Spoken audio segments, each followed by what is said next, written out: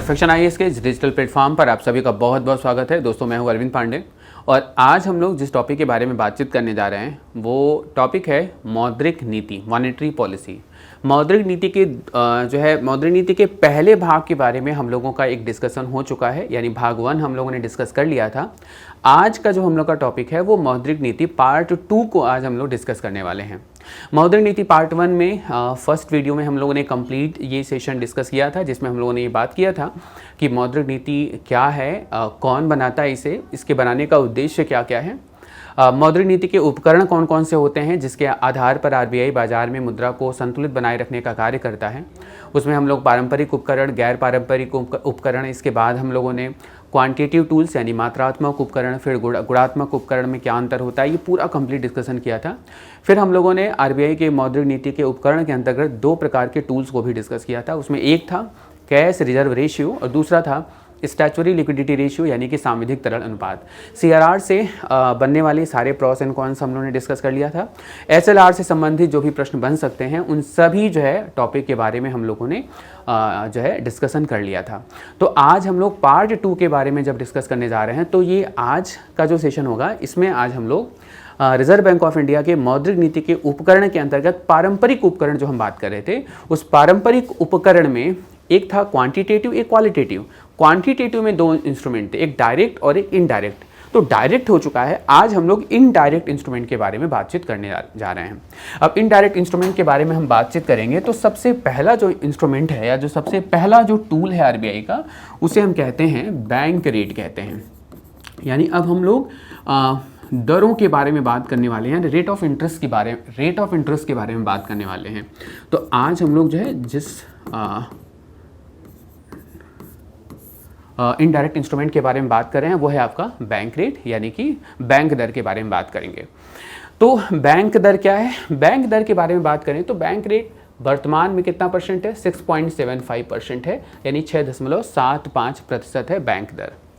Bank दर के बारे में अगर हम लोग बात करें तो जैसे सीआरआर एसएलआर में हम लोग बातचीत कर रहे थे कि सीआरआर हो या एसएलआर हो या आरबीआई की मौद्रिक नीति का कोई भी उपकरण हो, इन सभी उपकरणों में हमको मुख्य रूप से 2-3 बातों को समझना होता है। पहला, वर्तमान में दर कितना है। दूसरा, इस इंस्ट्रूमेंट की परिभाषा कैसे है या इसको हम कैसे परिभाषित करेंगे। और तीसरा, इसका प्रयोग आरबीआई किस आधार पर करता है या किस पर्पस से इसका प्रयोग करता है। तो फिर हम उसी लहजे में अगर हम शुरू करें तो कह सकते हैं कि बैंक रेट वर्तमान में कितना है? 6.75%। ये अभी जून 8 और 10 जून की जो समीक्षा हुई है आरबीआई के मौद्रिक नीति समिति का, उसके अनुसार ये रेट वर्तमान में है। अगस्त में जब नई समीक्षा आएगी तो इसको आपको अपडेट करना होता है। दूसरी बात हमको बैंक दर में जो समझना है वो ये है इसकी परिभाषा, यानी कि इसकी डेफिनीशन।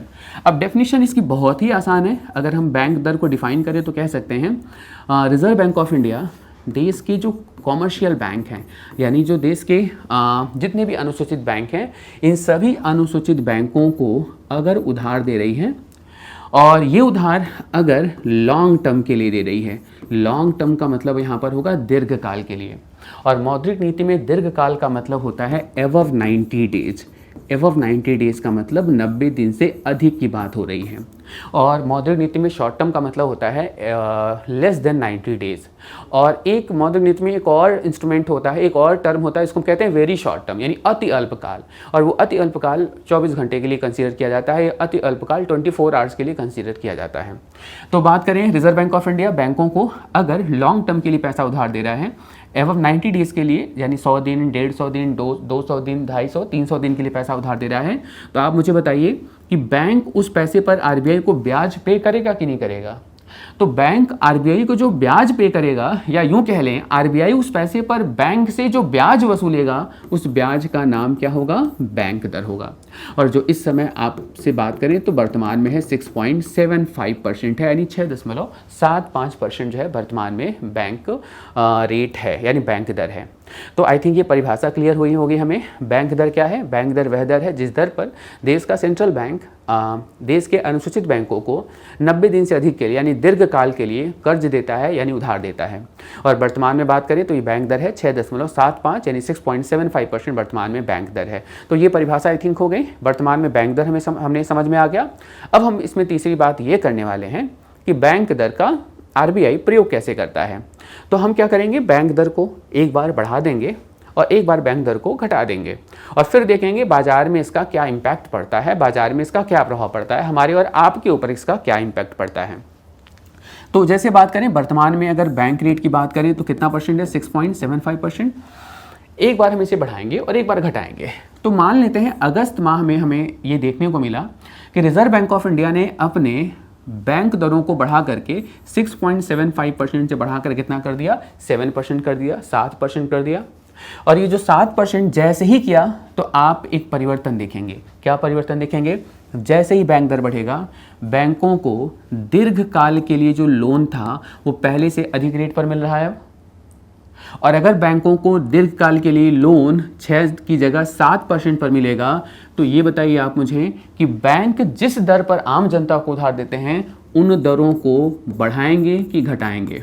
आई थिंक आपका जवाब होगा सर बढ़ाएंगे, क्योंकि भाई बैंक को जब महंगी दर पर पैसा मिलेगा तो बैंक भी तो महंगी दर पर पैसा देगा।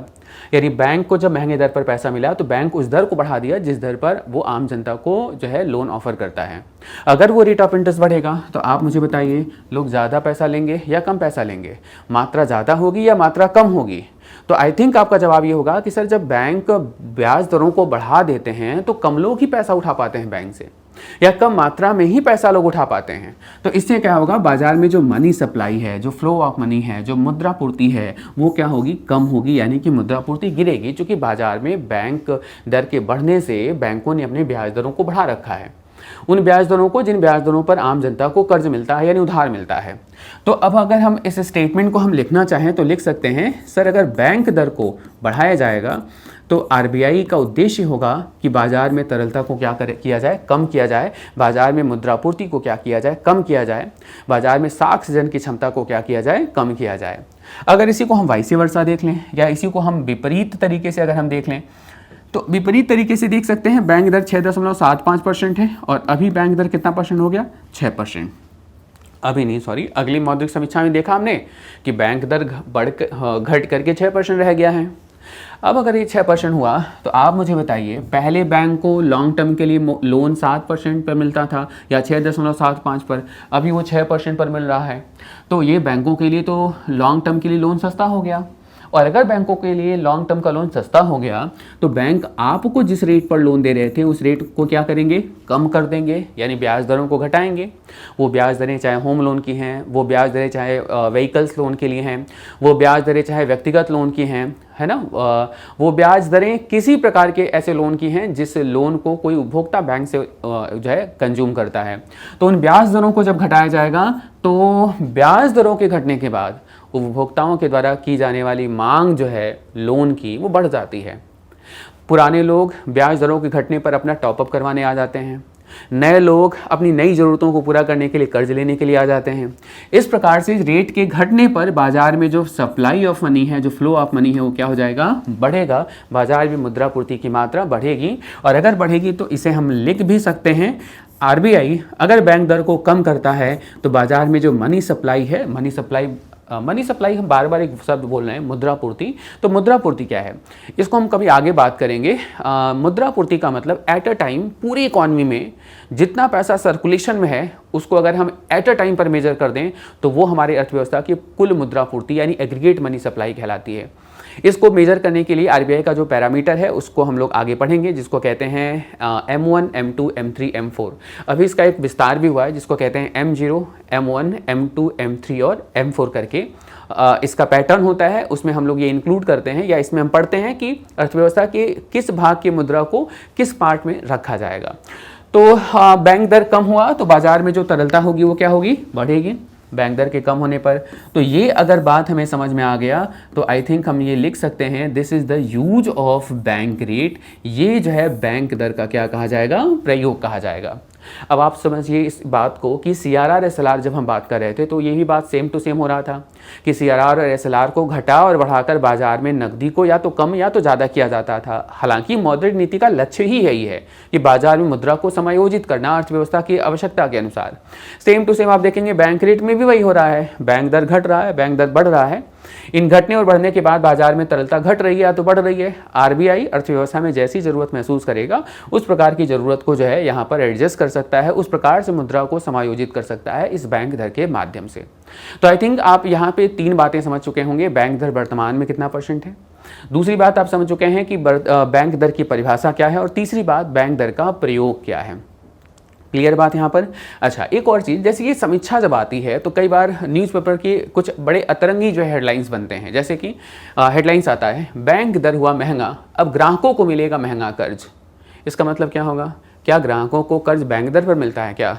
नहीं, बैंक दर को कर्ज तो जो है बैंक रेट पर जो पैसा है वो तो बैंक को मिलता है। तो फिर ऐसा क्यों लिखा हुआ, बैंक दर हुआ महंगा, ग्राहकों को मिलेगा महंगा कर्ज। बैंक दर हुआ सस्ता, अब ग्राहकों को मिलेगा सस्ता कर्ज। अब घटेगी ईएमआई की दरें, अब हमारे जेब पर पड़ेगा कम भार। ऐसे करके अलग अलग टाइटल। तो दरअसल उसमें एक चीज़ मिसिंग होता है, उस चीज़ को हमें समझना पड़ेगा। जब बैंक दर हुआ सस्ता तो बैंकों के लिए कर्ज हो गया सस्ता, और जब बैंकों के लिए कर्ज सस्ता होगा तो आम जनता के लिए भी कर्ज क्या होगा? सस्ता होगा।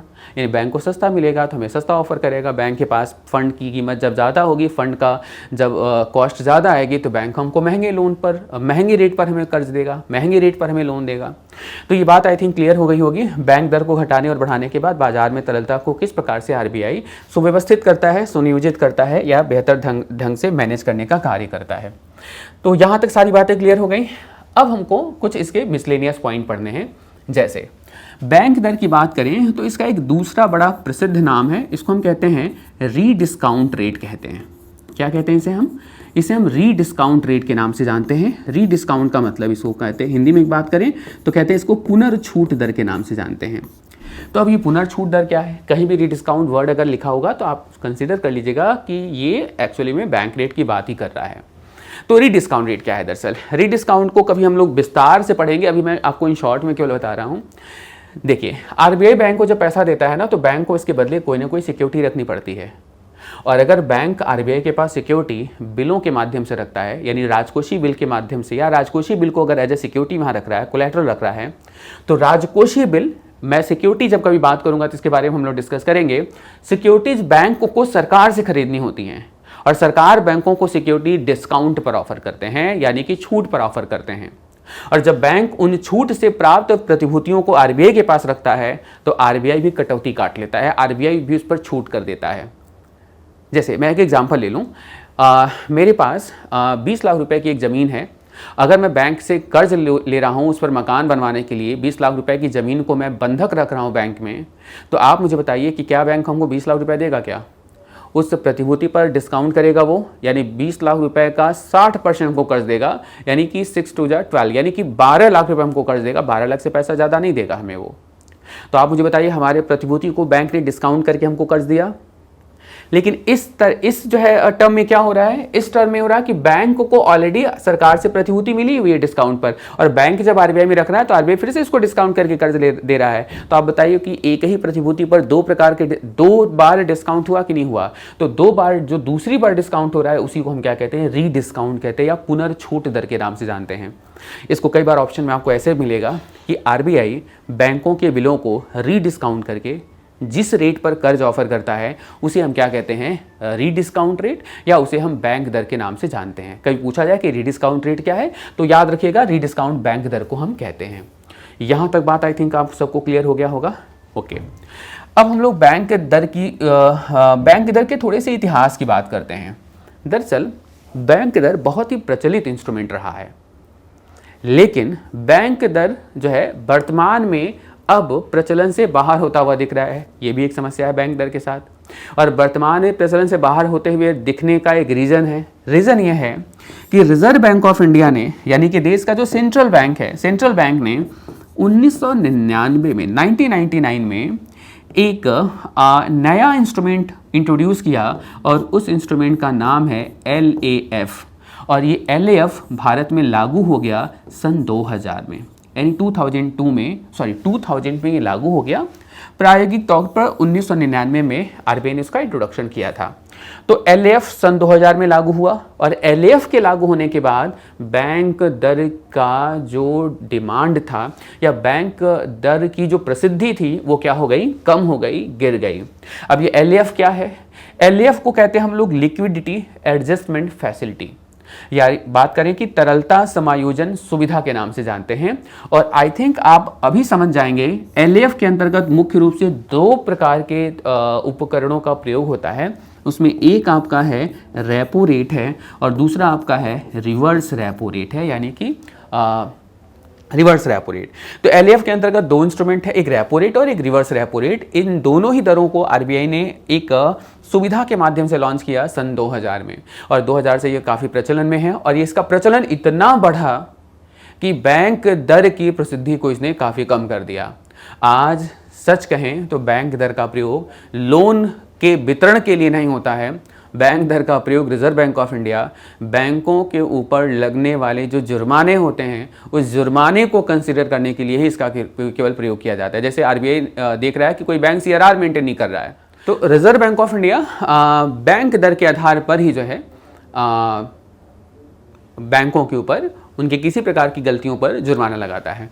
तो अब कह सकते हैं कि जो जुर्माने का जो प्रोसेस है, यानी कि जो जुर्माने का बात करें अगर हम लोग, तो बैंक दर अब जो है आने वाले समय के लिए भी एक बहुत ही प्रचलित इंस्ट्रूमेंट नहीं होगा। जो सबसे ज़्यादा प्रचलन में है वो है आपका लिक्विडिटी एडजस्टमेंट फैसिलिटी। तो अब हम पढ़ते हैं एलएएफ की तरफ, हम लोग आगे बढ़ते हैं। अब एलएएफ क्या होगा, जरा एलएएफ के बारे में हम लोग समझते हैं। एलएएफ को कहते हैं हम लोग एलएएफ, इसको हम कहते हैं लिक्विडिटी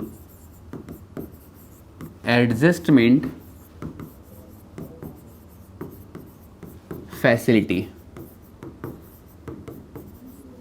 इसको हम कहते हैं, हिंदी में कहते हैं तरलता समायोजन सुविधा कहते हैं। लिक्विडिटी मतलब तरलता, एडजस्टमेंट मतलब समायोजित करना और फैसिलिटी मतलब सुविधा। एक्चुअल में इसको तरलता समायोजन सुविधा क्यों कहते हैं? क्योंकि ये जो है ना शॉर्ट टर्म में, कितने समय की बात की जा रही है? शॉर्ट टर्म, यानी अल्पकाल में यह तरलता को यानी कि लिक्विडिटी को, यानी बाजार में जो मुद्रा की मात्रा है उसको एडजस्ट करने का काम करता है। आप यूं कह लें उसको समायोजित करने का काम करता है। क्योंकि अल्पकाल में तरलता को समायोजित करने का काम करता है, इसलिए इस उपकरण का नाम है लिक्विडिटी एडजस्टमेंट फैसिलिटी। और इस उपकरण में, इस समायोजन सुविधा के अंतर्गत आरबीआई जिन 2 टूल्स का प्रयोग करता है, उन 2 टूल्स की अगर हम बात करें तो वो 2 टूल्स कौन कौन से हैं देखिएगा। ये 2 टूल हैं, एक होगा रेपो रेट, यानी कि एक रेपो दर कहा जाएगा, और एक जो रेट होगा उसे हम लोग रिवर्स रेपो रेट कहते हैं, या हम इसे रिवर्स रेपो दर के नाम से जानते हैं। यानी एक आपका होगा रेपो दर और एक आपका जो रेट ऑफ इंटरेस्ट होगा उसे हम रिवर्स रेपो रेट के नाम से जानते हैं। रेपो रेट की बात करें अगर, तो रेपो रेट एट प्रेजेंट में कितना परसेंट है? 6.50%। कितना परसेंट है? 6.50%। और वहीं रिवर्स रेपो रेट की बात करें तो एट प्रेजेंट में कितना परसेंट है? 3.35%, यानी कि 3.35% रिवर्स रेपो रेट है।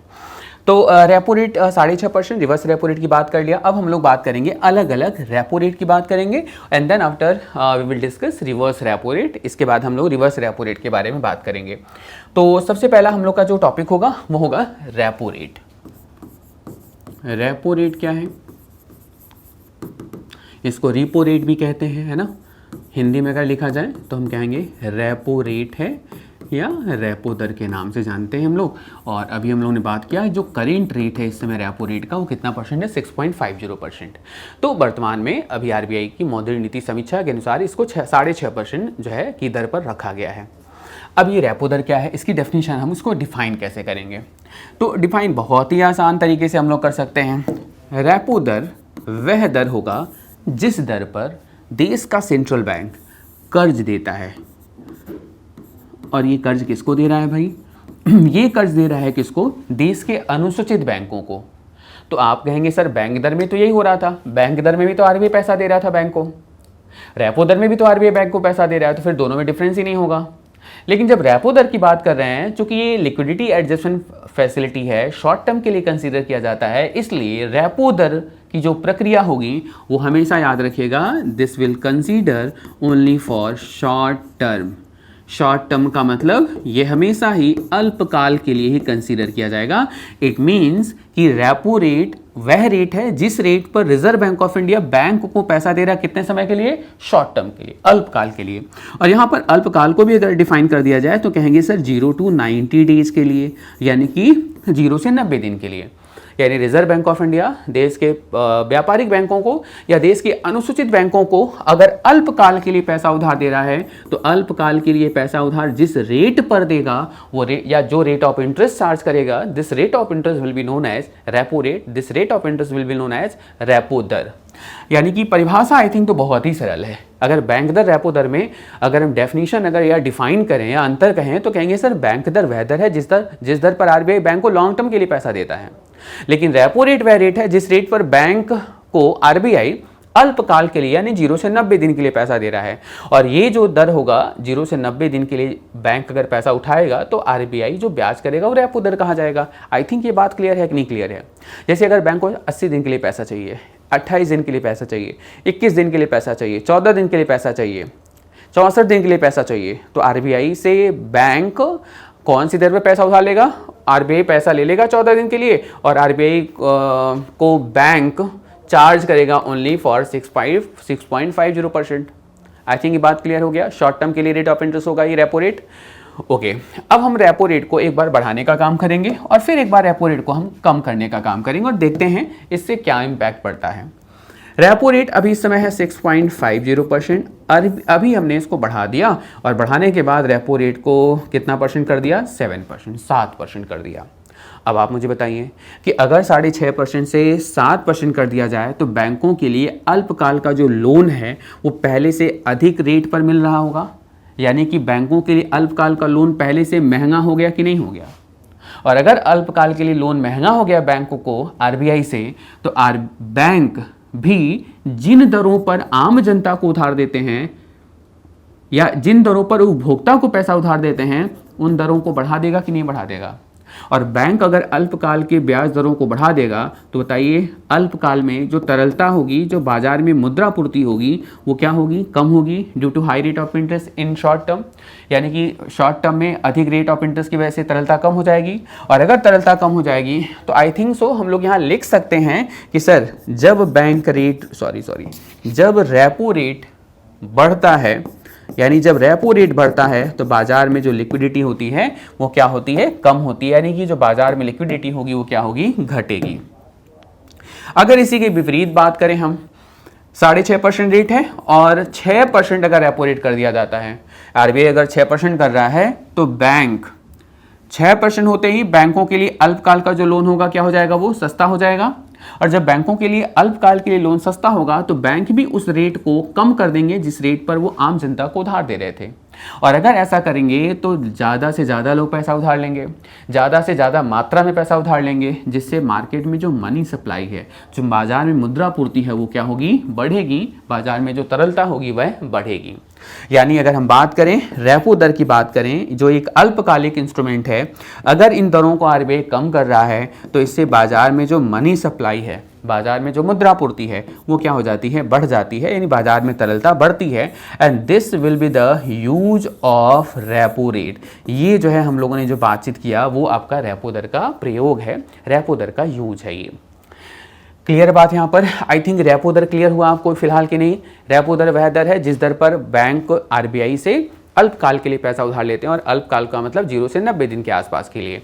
और ये 0 से 90 दिन के आसपास के लिए 0 से 90 दिन के बीच में अगर बैंक पैसा ले रहा है आरबीआई से, तो आरबीआई को जो ब्याज देगा वो वर्तमान में 6.5% के रेट ऑफ इंटरेस्ट पर वो पे करेगा। क्लियर बात यहाँ पर? तो ये रहा आपका रेपो रेट। अब रेपो रेट भी काफ़ी विस्तार करता जा रहा है। हमने कहा ना कि बैंक रेट की जगह धीरे धीरे कौन लेते जा रहा है? रेपो दर। उसी प्रकार से जो रेपो दर है उसमें भी टर्म्स एंड कंडीशन या उसमें भी नए नए प्रयोग रिजर्व बैंक ऑफ इंडिया नित्य नए रोज करते जा रहा है। तो रेपो दर का विस्तार काफ़ी होता जा रहा है। तो अभी हम लोग जो है रेपो दर को थोड़ा सा और एक्सपेंशन करेंगे और इसको और एक्सपेंशन करके कुछ नए टर्म या कुछ अन्य टर्म के बारे में भी हम इसे डिस्कस करेंगे। क्लियर है? तो हाँ, रेपो दर की बात करें तो 0 to 90 डेज के लिए लोन होगा। तो प्राइमरी तरीके से हम रेपो दर को अभी हम क्या करते हैं, दो भाग में डिवाइड कर देते हैं। प्राइमरी तरीके से दो भाग में डिवाइड कर देंगे। एक कहते हैं ओवरनाइट रेपो होता है, एक इसको हम क्या कहते हैं, ओवरनाइट रेपो ही कहलाता है। और एक रेपो होता है जिसको हम लोग कहते हैं टर्म रेपो कहते हैं। क्या कहते हैं हम इसे? टर्म रेपो कहते हैं। तो ओवरनाइट रेपो क्या है, टर्म रेपो क्या है? देखिए, ओवरनाइट का मतलब होता है 24 घंटे। 24 घंटे का मतलब जिसमें एक दिन भी शामिल हो और एक रात भी शामिल हो, उसको ओवरनाइट कहते हैं हम लोग। तो ओवरनाइट रेपो का मतलब जब केंद्रीय bank reserve Bank of India बैंकों को पैसा उधार दे, और ये सिर्फ कितने घंटे के लिए? 24 घंटे के लिए, 24 आवर्स के लिए।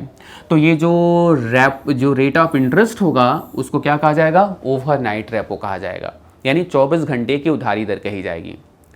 लेकिन अगर यही loan Reserve Bank of India, पेन बदल दिया जाए ताकि कोई कंफ्यूजन ना हो, रिजर्व बैंक ऑफ इंडिया जब पैसा उधार दे बैंक को, और ये पैसा उधार दे 7 दिनों के लिए, 14 दिनों के लिए, 21 दिनों के लिए, 28 दिनों के लिए, डैश डैश डैश 90 दिनों से कम के लिए अगर उधार दे, तो ये रेट कौन सा रेट कहा जाएगा? टर्म रेपो कहा जाएगा। ये बात क्लियर हुई? यानी कि रेपो रेट को हम दो पार्ट में डिवाइड कर सकते हैं। रेपो रेट को हम दो तरीके से कंसीडर कर सकते हैं। अगर कोई भी बैंक आरबीआई से सिर्फ 24 घंटे के लिए पैसा उठा रहा है, तो आरबीआई जो है इस टर्म का जो नाम देता है उसको कहता है ओवरनाइट रेट कहते हैं, या ओवरनाइट रेपो रेट कहते हैं, या ओवरनाइट रेपो कहते हैं इसे। लेकिन जब कोई भी बैंक 24 घंटे के अलावा पैसा लेगा, तो आरबीआई एक स्लॉट में पैसा देता है कि जैसे 7 दिन के लिए आप पैसा ले सकते हैं, 14 दिन के लिए ले सकते हैं, 21 दिन का, ऐसे करके आप एक फिक्स मेच्योरिटी के लिए आप पैसा ले सकते हैं, एक निश्चित परिपक्वता अवधि के लिए पैसा ले सकते हैं आप। और ये जो निश्चित परिपक्वता अवधि के लिए जो पैसा होगा, इसको टर्म रेपो कहते हैं। लेकिन ऑलवेज वी रिमेंबर दैट कि ये कभी भी मोर देन 90 डेज नहीं होगा, यानी जो टर्म रेपो होगा वो कभी भी जो है 90 दिन से अधिक के लिए नहीं होता है। कोई भी बैंक रेपो दर पर, कौन सी दर पर? रेपो दर पर अपने कुल जमा का 0.25% बैंक से उधार ले सकता है। और ये याद रखिएगा, रेट ऑफ इंटरेस्ट ऑलवेज क्या होगा? 6.5% ही लगेगा। क्लियर है बात? तो कोई भी बैंक अपने एनडीटीएल का यानी कुल जमा का 0.25% एक दिन के लिए आरबीआई से उधार ले सकता है। उसी प्रकार से 7, 14, 21, 28 या 90 दिन से कम के लिए कोई भी बैंक आरबीआई से अपने कुल जमा का कितना परसेंट? 0.75% पैसा उधार ले सकता है। 0.75% जो है कर्ज ले सकता है। एनडीटीएल हम लोगों ने बातचीत कर लिया है पहले ही क्लास में। इसको कहते हैं net demand and time liability, जिसको हम लोग कुल मांग या निवल मांग एवं समय देता के नाम से जानते हैं। तो आई थिंक आप बताइए मुझे, ओवरनाइट रेट और टर्म रेपो समझ में आया कि नहीं समझ में आया? ओवरनाइट का मतलब ये होगा कि रिजर्व बैंक ऑफ इंडिया अल्पकाल के लिए यानी अति अल्पकाल के लिए बैंक को पैसा देता है। ये पैसा रेपो रेट पर ही जाएगा और बैंक इस रेट पर आरबीआई से 24 घंटे के लिए उधार ले सकते हैं, and this is called overnight repo. लेकिन जब 7, 14, 21, 28 या 90 दिन से कम के लिए कोई बैंक पैसा उधार ले रहा है आरबीआई से, तो आपको रेट तो आपका प्रचलित रेपो रेट ही लगेगा। और इसमें एक ये रहेगा कि कोई भी बैंक जब 24 घंटे के अलावा पैसा लेगा, तो अपने कुल एनडीटीएल का या टोटल जमा का 0.75% ये इन दिनों के लिए पैसा आरबीआई से अवेल कर सकता है, आरबीआई से इस पैसे को उठा सकता है। तो आई थिंक ओवरनाइट हम लोग को क्या क्या कंफर्म हुआ? रेपो रेट क्या है? रेपो रेट का मतलब 0 to 90 डेज। लेकिन अगर उसमें 24 घंटे की बात किया जाए तो ओवरनाइट रेपो, और 24 घंटे के अलावा बात किया जाए 90 दिन से कम के लिए, लेकिन तो क्या कहा जाएगा? टर्म रेपो कहा जाएगा, यानी कि मियादी रेपो भी कह सकते हैं इसको आप। या इसको ओवरनाइट का मतलब होगा कि हाँ, ओवरनाइट रेट ही एटलीस्ट कहते हैं इसको, ओवरनाइट रेट ही कहते हैं इसे। तो ये बात आई थिंक क्लियर हो गई। और अगर ये बात क्लियर हो गई तो हम लोग रेपो रेट को हम एक और तरीके से डिफाइन करेंगे।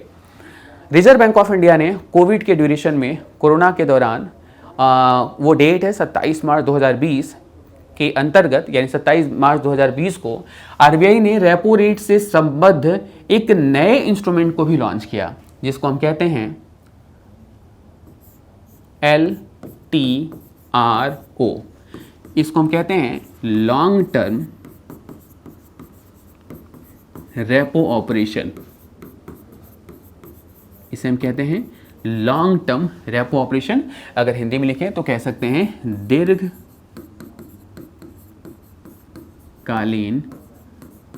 रेपो दर। क्लियर है ना। अब अभी तो हम लोग रेपो दर की बात कर रहे थे 0 to 90 डेज के लिए, जिसमें 24 घंटे का ओवरनाइट था, 90 दिन से 24 घंटे के अलावा और 90 दिन से कम जो है वो टर्म रेपो था। लेकिन अभी आप जो रेपो ऑपरेशन पढ़ने जा रहे हैं वो रेपो ऑपरेशन कौन सा है भाई? दीर्घकालीन है, यानी कि लॉन्ग टर्म है। अभी लॉन्ग टर्म का कॉन्सेप्ट क्या है?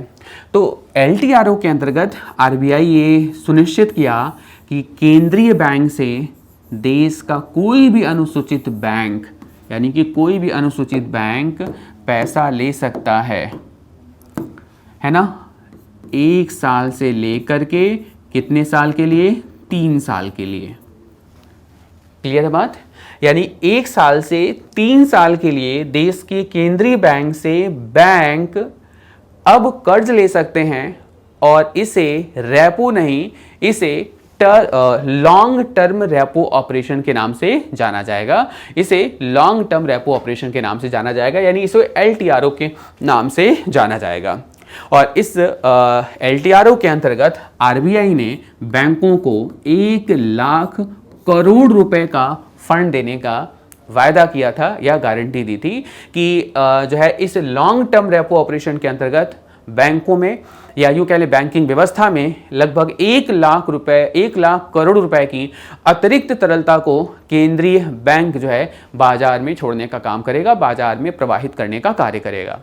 तो ये बताइए मुझे आपकी रेपो रेट क्लियर था, रेपो रेट 0 to 90 डेज। लेकिन अगर वही रेट 1 से 3 साल के लिए हो जाए तो 1 से 3 साल के लिए इस रेट को क्या कहेंगे हम लोग? लॉन्ग टर्म रेपो ऑपरेशन कहेंगे, यानी कि LTRO के नाम से हम इसे जानेंगे। तो आई थिंक LTRO क्या है ये बात क्लियर हो गया, यानी रेपो। अच्छा, एक और चीज याद रखिएगा कि जब 1 से 3 साल के लिए आरबीआई बैंक को पैसा देगा तो एकदम ये बात सुनिश्चित है कि आरबीआई उसके लिए बैंक से कौन सी सिक्योरिटी लेगा? दीर्घकालीन सिक्योरिटी, यानी दीर्घकालीन प्रतिभूति लेगा आरबीआई। दीर्घकालीन प्रतिभूति का मतलब अगर हम बात करें तो कहेंगे लॉन्ग टर्म सिक्योरिटीज लेगा, यानी कि गिरवी के रूप में, है ना, गिरवी यानी कि बंधक के रूप में या गिरवी के रूप में या कोलैटरल के रूप में कह लीजिए आप, कोलैटरल के रूप में बैंकों को दीर्घकालीन प्रतिभूति को जमा करके 1 से 3 साल के लिए अब कोई भी बैंक रेपो दरों पर यानी प्रचलित रेट पर ही जो है वो पैसा ले सकते हैं। This will be known as long term repo operation. तो ये जो है सन 2020 में रिजर्व बैंक का, यानी कि अगर मैं डेट भी लिख दूं तो ये इंस्ट्रूमेंट स्टार्ट हुआ 27 मार्च 2020 को आरबीआई ने इस ऑपरेशन को शुरू किया। LTRO क्लियर हो गया आई थिंक, यानी रेपो रेट में क्या क्या क्लियर किया हम लोगों ने? रेपो रेट क्लियर किया, ओवरनाइट रेपो क्लियर किया, टर्म रेपो क्लियर किया, और अब हम लोगों ने बात किया लॉन्ग टर्म रेपो ऑपरेशन की बात किया हम लोगों ने। और अब हम लोग बढ़ते हैं अगले टर्म की तरफ, और ये लॉन्ग टर्म रेपो ऑपरेशन नहीं है, इसके आगे एक और शब्द जुड़ा है, उसका नाम है T, यानी कि targeted long term repo operation. ये है तो LTRO, लेकिन इसके आगे एक वर्ड जुड़ा है, उसका नाम है टारगेटेड मतलब लक्षित, यानी कि किसी को टारगेट किया जा रहा है। तो मैं फिर विस्तार नहीं कर रहा हूं, क्योंकि इसके पहले हम लोगों ने यहाँ पर विस्तार से लिखा है लॉन्ग टर्म रेपो ऑपरेशन, और अब यहाँ पर हम लोग जो है T फॉर लिख देते हैं। दिस इज कॉल्ड टारगेटेड का मतलब होगा यहाँ पर लक्षित। ये लक्षित दीर्घकालीन रेपो ऑपरेशन है। अभी लक्षित दीर्घकालीन रेपो ऑपरेशन क्या है, जरा इसको समझिएगा ध्यान से। LTRO तो हम लोग को क्लियर था, आरबीआई है ना, पैसा किसको दे रहा है? बैंक को, और कोई भी बैंक कितने साल के लिए पैसा ले सकता है? 1 साल से कितने साल तक? 3 इयर्स तक, यानी 1 साल से 3 साल के लिए जो है प्रचलित रेपो दरों पर आरबीआई बैंक को पैसा उधार देने के लिए तैयार है। क्लियर है बात यहाँ तक? इसमें कोई डाउट? यहाँ तक सारी बातें हम लोगों को क्लियर हैं। अब जैसे यानी TLTRO के अंतर्गत RBI ने ना एक योजना बनाई, और योजना ये बनाई कि RBI कह रहा है कि बैंक देखो, मैं आपको रेपो रेट पर ही 1 से 3 साल यानी दीर्घ काल के लिए मैं आपको फंड तो दे रहा हूं, लेकिन इन बैंकों के लिए कंपल्सन कर दिया, इनको मजबूर कर दिया कि बैंक जितना पैसा उठाएंगे उस पैसे का 50% वो क्या करेंगे, इन्वेस्ट करेंगे। क्या करेंगे, इन्वेस्ट करेंगे। तो बैंक ने कहा कि भाई वैसे भी मैं पैसा जो उठा रहा था वो तो इन्वेस्ट ही कर रहा था, इसमें कौन सी नई बात है ना, कि जो है 50% निवेश करेंगे, हम तो 100% ही निवेश करने वाले हैं। तो RBI कहता नहीं नहीं नहीं, आप पूरी बात नहीं समझे, आपको इन्वेस्ट करना है, आप जहां चाहेंगे वहां नहीं, हम जहां टारगेट करेंगे वहां निवेश करना है। ये targeted long term repo operation है। तो RBI जिस लक्ष्य को पाना चाहता होगा या जिस टारगेट को जो है वो एम करेगा या जिस टारगेट को वो चुनेगा, उस टारगेट के अंतर्गत उस फंड को जाना है। तो अब जो है बैंक पूछ रहे सर बताइए फिर इन्वेस्ट कहां करें। तो RBI कहता है कि सर जितना पैसा आप TLTRO के अंतर्गत उठाएंगे उसका 50% आपको इन्वेस्ट करना है जो माइक्रो फाइनेंस कंपनियां हैं, यानी कि जो छोटे उद्यम हैं या जो छोटी कंपनियां हैं, या यूं कह सकते हैं जो NBFCs हैं, नॉन बैंकिंग फाइनेंशियल कंपनीज हैं।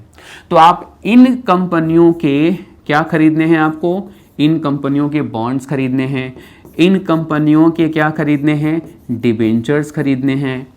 क्लियर है ना, इन कंपनियों के बॉन्ड्स खरीदने हैं, इन कंपनियों के डिबेंचर्स जो है खरीदने। डिबेंचर में 2 प्रकार का होता है, एक कन्वर्टेबल हो गया, दूसरा नॉन कन्वर्टेबल डिबेंचर हो गया।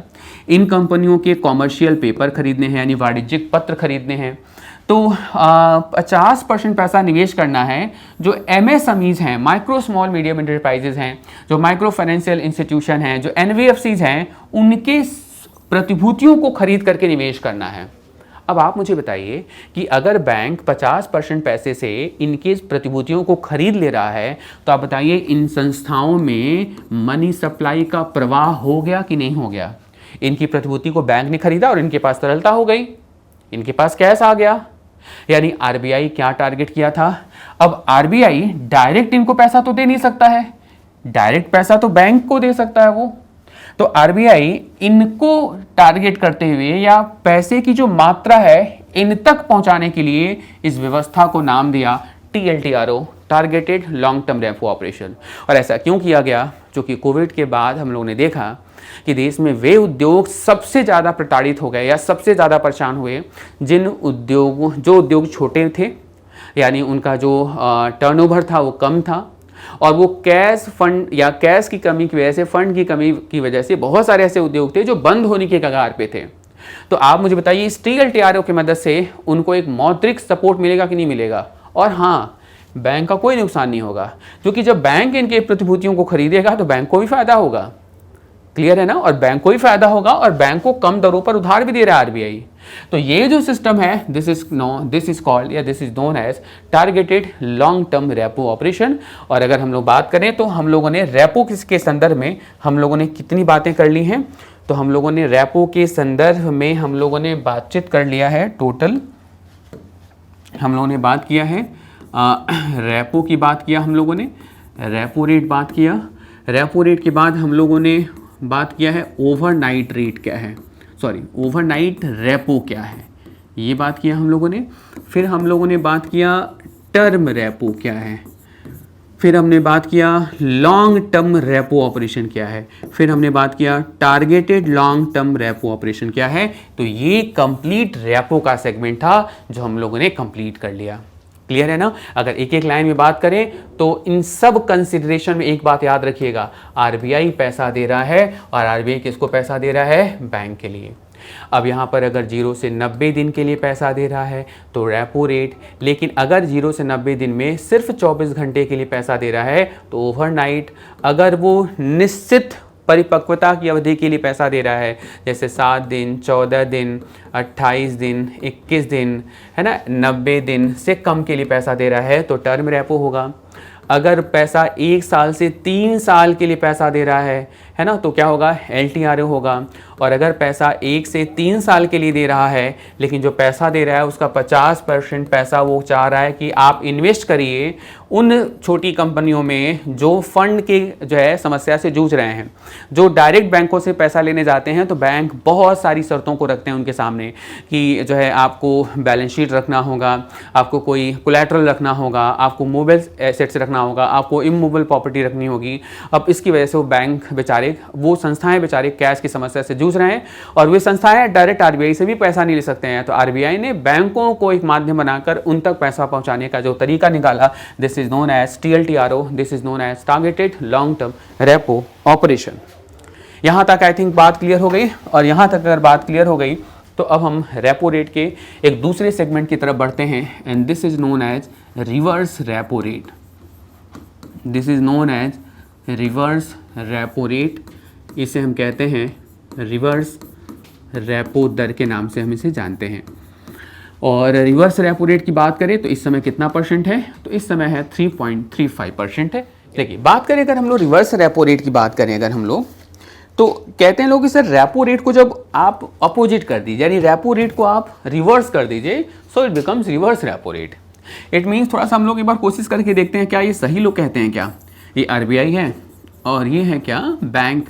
अब रेपो रेट में हमको पता होना चाहिए तभी हम रिवर्स कर पाएंगे। रेपो रेट में RBI बैंक को पैसा दे रहा था, यानी फ्लो जो है वो RBI से बैंक की तरफ था, लेकिन रिवर्स में हम इस फ्लो को उल्टा कर लेते हैं, यानी बैंक से फ्लो कहाँ जा रहा है, RBI की तरफ। और ये जो RBI की तरफ जा रहा है, इस पर RBI जो ब्याज दे रहा है ना इनको, this is known as reverse repo rate, and at present this rate is 3.35%। यानी रिवर्स रेपो रेट सर वह रेट ऑफ इंटरेस्ट होता है जिस रेट ऑफ इंटरेस्ट को RBI पे करता है बैंकों के उन अतिरिक्त जमाओं को। या अगर हम डेफिनेशन के रूप में डिफाइन करें तो हम कह सकते हैं सर कि बैंक, यानी जो बैंक हैं, जितने भी अनुसूचित बैंक हैं, वे सारे बैंक अपने सरप्लस अमाउंट को, सरप्लस अमाउंट का मतलब होगा कि जो उनके पास अधिक के पैसा है, जो उनके पास अधिक के पैसा है, अधिक की धनराशि है, उस पैसों को RBI में रखते हैं, RBI में जमा करते हैं। और RBI उस अधिक के जमाओं पर जो ब्याज ऑफर करता है बैंकों को, this is known as reverse repo rate. हालांकि RBI कोई कर्ज नहीं लेता है बैंक से। जैसे मैं आपको एक एग्जांपल लूँ, हमारा अकाउंट है स्टेट बैंक ऑफ इंडिया में, SBI में मेरा अकाउंट है, और मेरे अकाउंट में 20,000 रुपये हैं मान लीजिए। और मैं आपसे ये कहूँ कि स्टेट बैंक ऑफ इंडिया ने भी एक दिन मेरे को फ़ोन किया था और कहा कि सर आपके पास कुछ 5,000 रुपये है क्या, खाते में अपने डाल देते, हमें ज़रूरत है इस समय, और घबराइए नहीं, हम आपको ब्याज देंगे। क्या ऐसा हुआ है क्या? या उसने कहा था क्या कि हमें 20,000 रुपये चाहिए और मैंने बैंक में जमा किया हुआ और वो हमको ब्याज भी दे रहा है, क्या उसने हमसे कर्ज लिया है क्या? सेम टू सेम, कर्ज नहीं लिया है। हमारी जेब में पैसा अधिक पड़ा हुआ था और मुझे लगा कि अगर पैसा गिर जाएगा, खर्च हो जाएगा, तो हमने अपनी बचत के लिए उसको बैंक में जमा कर दिया और बैंक हमको अपनी इच्छा अनुसार ब्याज दे रहा है। तो ऐसा सेम टू सेम ये यहाँ पर लागू होता है कि ऐसा नहीं होगा कि RBI बैंक से कर्ज मांग रहा है कि साहब मुझे पैसा दे दो, मुझे मार्केट में पैसा कमाना है। RBI एक नॉन प्रॉफिटेबल ऑर्गेनाइजेशन है, वो केवल देश हित में काम कर रहा है, देश हित में मौद्रिक एक ऐसे मौद्रिक संस्थान के रूप में काम कर रहा है जो पूरी अर्थव्यवस्था में मौद्रिक व्यवस्था को मेंटेन कर रहा है। तो ये तो कोई लाभ के लिए काम करेगा नहीं, सिंपल सी बात है। तो एक्चुअली क्या होगा, बैंक से पैसा नहीं लेता है, बैंक अपने पास जो सरप्लस अमाउंट, ऐसा कोई अमाउंट जो बैंक कुछ समय तक लगातार कोशिश कर रहे हैं लेकिन बाजार में निवेश नहीं कर पा रहे हैं, बाजार में रिस्क का माहौल है, थोड़ा सा बाजार में फंड की डिमांड नहीं है, तो वो क्या करेगा, वो अचानक से, वैसे तो किसी को टॉपअप नहीं कर देगा ना, बिना कर्ज लिए तो किसी को पैसा नहीं दे देगा ना, तो बैंक उस पैसे पर ब्याज तो देना होता है कस्टमर को ना, तो बैंक उस पैसे को कहाँ रख देगा, RBI में रख देगा, और RBI उसको जो ब्याज देगा उसका नाम होगा reverse repo rate, and at present the reverse repo rate is 3.35%। वर्तमान में रिवर्स रेपो रेट 3.35% है। तो आई थिंक परिभाषा क्लियर हो गया होगा आपको। रिवर्स रेपो रेट वह रेट है जिस रेट पर जिस रेट को RBI देता है बैंकों को उनके अतिरिक्त पैसा के रखने पर RBI के पास। क्लियर है? या यूँ कह ले, बैंकों का अपना जो सरप्लस अमाउंट होता है RBI के पास रखते हैं और RBI उस पर जो ब्याज ऑफर करता है बैंकों को, उसको कहते हैं रिवर्स रेपो रेट, उसे RRR के नाम से जानते हैं। आई थिंक ये बात क्लियर हो गया। अब हम लोग थोड़ा सा आगे बढ़ते हैं और इसके प्रयोग की तरफ बढ़ते हैं। रिवर्स रेपो रेट इस समय कितना है भाई, 3.35% है, and now it becomes to 4%। ये मान लीजिए अगली समीक्षा में, हालांकि मुझे लगता है ये लगभग 12 से 14 महीने से लगातार से मैं अधिक से देख रहा हूँ, इस समय 3.35 पे ही बना हुआ है ये। तो वर्तमान में 3.35% से अगर इसको 4% कर दिया गया, 4% अगर कर दिया गया, तो आप मुझे बताइए कि बैंकों के द्वारा आरबीआई के पास जमा करने पर, बैंकों के अतिरिक्त पैसों को आरबीआई के पास जमा करने पर पहले से अधिक ब्याज मिल रहा है, तो ये बैंकों को आकर्षित करेगा कि नहीं करेगा? बैंक को आकर्षित करेगा, और बैंक अपने अतिरिक्त फंड को बाजार में जोखिम में निवेश न करने की बजाय वो आरबीआई में रखेंगे, और जो पैसा बैंक को ग्राहकों को कर्ज के रूप में देना था वो आरबीआई के पास रख रहे हैं। और अगर वो बाजार में नहीं देंगे तो बताइए कि मार्केट में रिवर्स रेपो रेट के बढ़ने से बाजार में तरलता घटी कि नहीं घटी? और अगर इसके विपरीत अगर रिजर्व बैंक ऑफ इंडिया क्या करे भाई, अगर रिजर्व बैंक ऑफ इंडिया क्या करे कि इसको 3.35 से 3% कर दे, तो आरबीआई के पास जमा पैसे को, आरबीआई के पास पैसा जमा करने के लिए जो आकर्षण था वो बैंक का कम हो जाएगा, और बैंक उस पैसे को मार्केट में निवेश करेगा, और जब मार्केट में निवेश करेगा तो मार्केट में जो मनी सप्लाई है वो क्या होगी? बढ़ेगी। It means if reverse repo rate decreases the money supply will increases and this will be the use of reverse repo rate. इसी को हम लोग रिवर्स रेपो रेट का जो है प्रयोग कहते हैं। यानी देखो रिवर्स रेपो रेट पर भी यही हो रहा है कि जब रिवर्स रेपो रेट को बढ़ाया जा रहा है तो तरलता कम हो रही है, जब रिवर्स रेपो रेट को घटाया जा रहा है तो तरलता कंटिन्यूअस बढ़ रही है, यानी तरलता बढ़ने का काम हो रहा है या बढ़ाने का काम आरबीआई कर रहा है। रिवर्स रेपो रेट क्लियर हो गया, यानी repo reverse repo rate clear हो गया।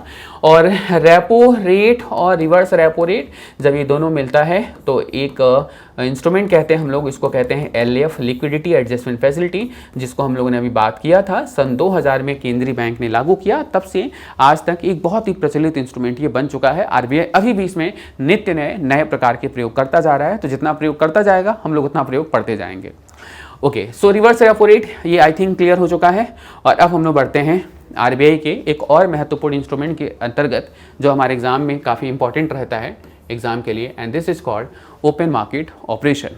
इसको हम कहते हैं खुला बाजार नियंत्रण या खुला बाजार प्रक्रिया के नाम से हम इसे जानते हैं। तो कहते हैं इसे हम क्या? Open market operation. Open market operation का मतलब हम कहते हैं इसको खुला बाजार परिचालन, या लिख लीजिए प्रक्रिया। क्लियर है ना? OMO stand for open market operation. अब ओपन मार्केट ऑपरेशन क्या है, कुछ बातें ध्यान देने की जरूरत है पहले, फिर हम इसको समझेंगे। ये प्रक्रिया करता कौन है? Always be remember that this process is always conducted by reserve Bank of India. यानी ये पूरी प्रक्रिया आरबीआई के द्वारा कंडक्ट की जाती है, आरबीआई ही इस ओपन मार्केट ऑपरेशन को कंडक्ट करता है। अब आरबीआई करता क्या है? तो आरबीआई इस प्रक्रिया के अंतर्गत ओपन मार्केट में, क्या है ओपन मार्केट आगे समझेंगे हम लोग अभी। आरबीआई ओपन मार्केट के अंतर्गत क्या करता है? आरबीआई के पास जो गवर्नमेंट सिक्योरिटीज हैं, गवर्नमेंट सिक्योरिटीज का मतलब आरबीआई के पास जो सरकारी प्रतिभूतियां हैं, आरबीआई के पास जो सरकारी प्रतिभूतियां हैं, उन सरकारी प्रतिभूतियों को या तो आरबीआई क्या करेगा? सेल करेगा, या तो रिजर्व बैंक ऑफ इंडिया क्या करेगा? परचेज करेगा। यानी या तो वह विक्रय करेगा, सेल करेगा, या तो आरबीआई क्या करेगा? क्रय करेगा। और आरबीआई द्वारा खुले बाजार में सरकारी प्रतिभूतियों के क्रय विक्रय की जो ये प्रक्रिया होती है, this process, this operation will be known as open market operation, जिसे हम लोग खुले बाजार की प्रक्रिया के नाम से जानते हैं। अगर पूछा जाए कि ये ऑपरेशन कौन करता है, ऑलवेज रिमेंबर आरबीआई। ये ऑपरेशन कैसे होता है? खुले बाजार में। और इस ऑपरेशन में क्या होता है? तो जो सरकारी प्रतिभूतियां होती हैं इनको खुले बाजार में नीलामी की जाती है, या तो आरबीआई क्रय करेगा या तो विक्रय करेगा। अर्थव्यवस्था की जैसी जरूरत होगी वैसी प्रक्रिया को जन्म देगा। जैसे आरबीआई अगर गवर्नमेंट सिक्योरिटीज को सेल करेगा तो क्या होगा, या किस उद्देश्य की वजह से वो सेल करेगा। जैसे कोई प्रतिभूति है, मान लीजिए मेरे पास कोई गवर्नमेंट सिक्योरिटीज है, और अगर मैं ये गवर्नमेंट सिक्योरिटी आपको सेल कर रहा हूँ, कोई भी सरकारी प्रतिभूति जिस पे सरकार ने एक वायदा किया है कि मैं धारक को एक निश्चित अमाउंट एक निश्चित समय के बाद देने का वचन देता हूँ, और एक निश्चित अमाउंट लिखा हुआ है 100 करोड़ रुपए, 90 दिनों के बाद सरकार आपको अपनी फेस वैल्यू को पे करेगी। तो आरबीआई क्या करता है? जब इन प्रतिभूतियों की नीलामी करेगा तो आप इसे खरीदेंगे, जब खरीदेंगे तो आपकी जेब में जो पैसा है वो आरबीआई खींच लेगा और आपकी जेब में जो है पैसे की जगह क्या भरेगा, वो सिक्योरिटी भरेगा। तो जब गवर्नमेंट सिक्योरिटीज आरबीआई बेचता है, जब आरबीआई सरकारी प्रतिभूतियों को बेचता है तो वो बाजार से तरलता को खींचता है, यानी उसका उद्देश्य होता है बाजार में तरलता को घटाना। यानी अरे सिंपल सी बात सोचिए, जब मैं कोई सिक्योरिटी आपसे बेचूंगा तो आपके पास जो एक्सेस लिक्विडिटी होगी उसको मैं एब्जॉर्व कर लूंगा। तो सरकारी प्रतिभूतियों को बेच करके अतिरिक्त तरलता को सोखने का काम आरबीआई ओपन मार्केट ऑपरेशन के थ्रू करता है। और इसी के विपरीत अगर आरबीआई सरकारी प्रतिभूति आपसे खरीदता है, जिसको बेचा था वो मैच्योर हो चुका है वो प्रतिभूतियां, अगर उसको खरीदेगा तो फेस वैल्यू के बराबर आपको पैसा देगा, अतिरिक्त पैसा देगा। और जब अतिरिक्त पैसा देगा तो आपकी जेब में जो पैसा है वो क्या होगा, बढ़ेगा। याद रखिएगा इस बात को कि रिजर्व बैंक ऑफ इंडिया है ना, बाजार में तरलता को कम करने के लिए, और इसी को हम लोग कहते हैं संकुचित नीति कहते हैं, या संकुचित मुद्रा नीति कहते हैं, या कॉन्ट्रैक्शनरी मॉनेटरी पॉलिसी कहते हैं। आरबीआई जब बाजार में संकुचित नीति अपनाता है तो आरबीआई गवर्नमेंट सिक्योरिटीज को सेल करेगा ताकि बाजार में तरलता कम हो, और तरलता को कम रखने का जो नीति होता है या जो उद्देश्य होता है उसको हम संकुचित नीति कहते हैं। लेकिन अगर आरबीआई सरकारी प्रतिभूतियों को बेच रहा है, आरबीआई सरकारी प्रतिभूतियों को क्रय कर रहा है, खरीद रहा है, तो इससे बाजार में तरलता बढ़ेगी, और इसको हम आरबीआई की एक्सपेंशनरी पॉलिसी कहते हैं। इसको हम लोग, आप लिख सकते हैं, विस्तारवादी मुद्रा नीति के नाम से जाना जाता है। इसे विस्तारवादी मुद्रा नीति के नाम से जानते हैं, एक्सपेंशनरी मॉनेटरी पॉलिसी के नाम से जानते हैं। तो अगर आरबीआई मुद्रा का विस्तार करना चाहेगा तो आप मुझे बताइए, सरकारी प्रतिभूति को क्या करेगा, क्रय करेगा, आपको पैसा देगा, मुद्रा का विस्तार करेगा, साख सृजन करेगा। और अगर आरबीआई सरकारी प्रतिभूतियों को बेच रहा है तो आपसे पैसे को एब्जॉर्व करेगा। तो अगर एब्जॉर्व करना है तो सरकारी प्रतिभूतियों को विक्रय, और अगर जो है reserve Bank of India inject करना चाहता है अर्थव्यवस्था में पैसे को, तो सरकारी प्रतिभूतियों का क्रय करेगा। और ये क्रय विक्रय की जो प्रक्रिया आरबीआई अपनाता है, इसी हम कहते हैं खुले बाजार की प्रक्रिया कहते हैं। और ये खुले बाजार की प्रक्रिया, ओपन मार्केट का अर्थ क्या होगा, ओपन मार्केट का अर्थ क्या होता है, जब आरबीआई प्रतिभूतियों की नीलामी करता है तो खुले बाजार का मतलब होगा कि वही बैंक नीलामी में भाग ले सकता है या भाग लेगा जिसके पास अतिरिक्त पैसा होगा।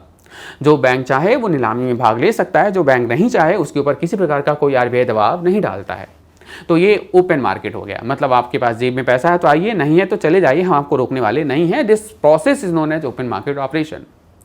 और एक और बात याद रखिएगा, ये जो प्रोसेस है वर्तमान में बात करें तो आरबीआई इसको इलेक्ट्रॉनिक तौर पर कंडक्ट करता है, और इलेक्ट्रॉनिक तौर पर कंडक्ट करने के लिए आरबीआई एक विशेष सॉफ्टवेयर का प्रयोग करता है, और उस सॉफ्टवेयर को कहते हैं ई कुबेर सॉफ्टवेयर। क्या नाम है, ई कुबेर सॉफ्टवेयर है। और इसी ई कुबेर सॉफ्टवेयर के थ्रू इन सरकारी प्रतिभूतियों की नीलामी होती है, और ये जो नीलामी होगी, ये नीलामी जो है पूरी तरीके से इलेक्ट्रॉनिक फॉर्म में होती है, पूरी तरीके से इलेक्ट्रॉनिक रूप में की जाती है। आई थिंक आपको खुले बाजार की इस प्रक्रिया का जो प्रोसेस है, जो प्रक्रिया है, वो समझ में आया होगा।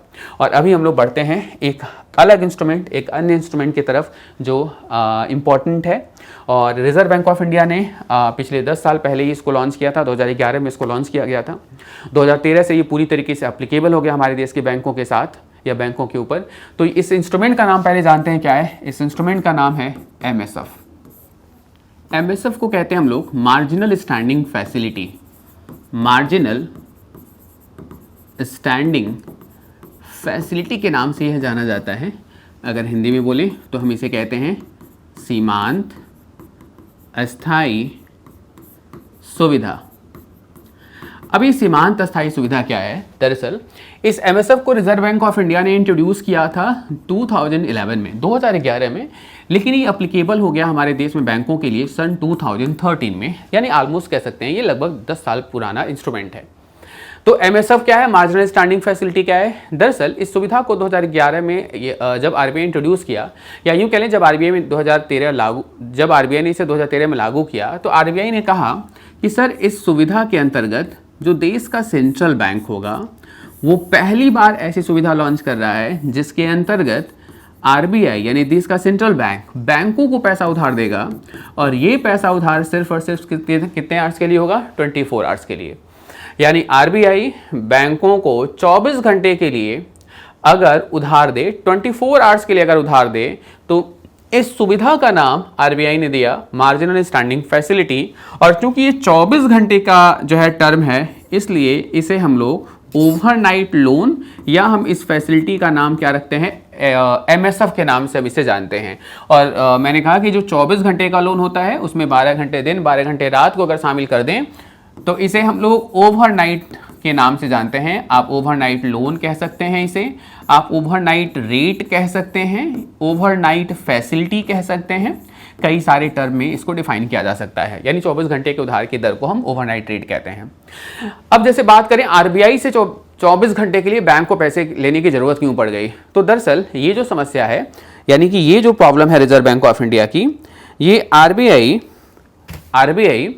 बैंकों को ये इमरजेंसी सेवा में, यानी इमरजेंसी सेवा की तरह यह जो है फैसिलिटी प्रोवाइड करता है।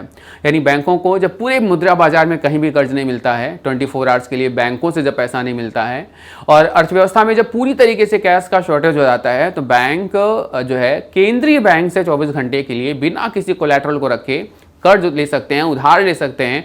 और इस सुविधा को आरबीआई जब डिफाइन करता है तो कहता है सर इस सुविधा को कहा जाएगा एमएसएफ। लेकिन इस एमएसएफ की कुछ सीमाएं हैं, और सीमाएं क्या हैं? जब आरबीआई बैंकों को 24 घंटे के लिए उधार देगा तो आरबीआई इंटरेस्ट भी चार्ज करेगा, यानी कि ब्याज भी चार्ज करेगा। और ये जो ब्याज होगा वो आरबीआई ने कहा क्योंकि ये बैंकों को दिया जाने वाला अर्जेंट बेसिस पर लोन होगा, और अर्जेंट बेसिस के पर लोन पर रेट ऑफ इंटरेस्ट ऑलवेज ज़्यादा होता है, हमेशा ज़्यादा होता है। तो आरबीआई कहता है कि इस पर जो इंटरेस्ट होगा सर वो always equivalent to the bank rate, वो हमेशा ही बैंक दर के बराबर होगा।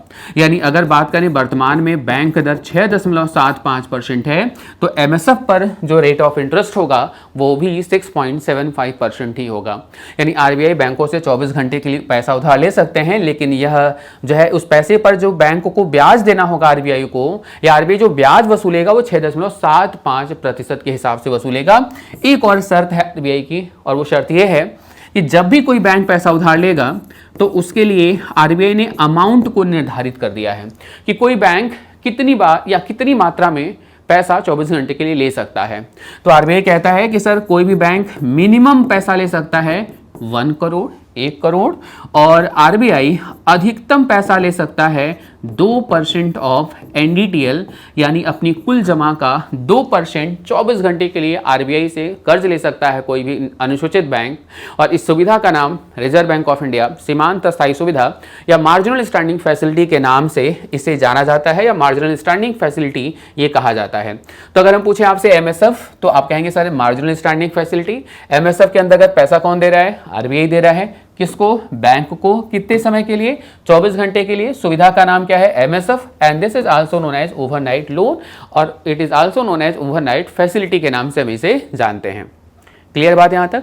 अच्छा, एक और बात याद रखिएगा कि ये हमेशा ही बात याद रखिएगा कि ये जो सुविधा होगी वो हमेशा ही आरबीआई के कार्य दिवस पर ही लागू होगी, यानी आरबीआई के वर्किंग डे पर ही लागू होगा।